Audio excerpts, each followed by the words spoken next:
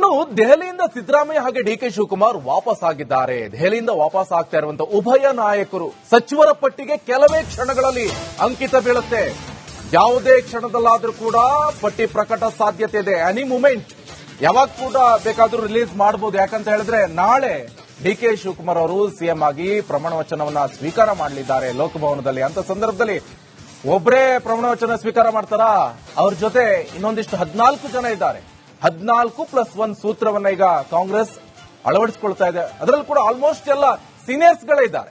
ಈ ಹಿಂದೆ ಸಿದ್ದರಾಮಯ್ಯ ಅವರ ಸಂಪುಟದಲ್ಲಿ ಯಾರೆಲ್ಲ ಸಚಿವರಾಗಿ ಇದ್ರಲ್ವಾ, ಅದರಲ್ಲಿ ಆಲ್ಮೋಸ್ಟ್ ಎಲ್ಲರೂ ಕೂಡ ಅವರೇ ಇದ್ದಾರೆ.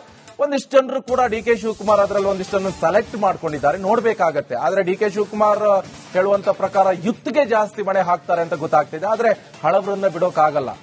ಆಲ್ಮೋಸ್ಟ್ ಯುತ್ಗೆ ಒಂದಿಷ್ಟು ಸಪೋರ್ಟ್ ಮಾಡ್ತಾರೆ ಅಂತ ಗೊತ್ತಾಗ್ತಾ ಇರುವಂತ ವಿಚಾರ ಅದರ ಹೊಸ ಮುಖಗಳಿಗೆ. ಆದ್ರೆ ಡಿಕೆ ಶಿವಕುಮಾರ್ ಈ ಹಿಂದೆ ಡಿಸಿಎಂ ಆಗಿರುವಂತಹ ಸಂದರ್ಭದಲ್ಲಿ ಡಿಕೆ ಶಿವಕುಮಾರ್ ಸಿಎಂ ಆಗ್ಬೇಕು, ಯಾವಾಗ ಆಗ್ತಾರೆ ಆಗ್ಬೇಕು, ಅಲ್ಲಿ ಹೈಕಮಾಂಡ್ ಯಾರು ಏನು ಮಾತಾಡಬಾರದು ಪವರ್ ಶೇರಿಂಗ್ ವಿಚಾರಕ್ಕೆ ಸಂಬಂಧಪಟ್ಟಂತೆ ಅಂದ್ರೂ ಕೂಡ ಇಕ್ಬಾಲ್ ಹುಸೇನ್ ಇರಬಹುದು ಅಥವಾ ಬಾಲಕೃಷ್ಣ ಅವರೆಲ್ಲ ಮಾತಾಡಿದ್ರು. ಅವರಿಗೆಲ್ಲ ಯಾವ ಪ್ಲೇಸು ಅಂತ ಬಹಳ ಕ್ಯೂರಿಯಾಸಿಟಿ ಇರುವಂತದ್ದು.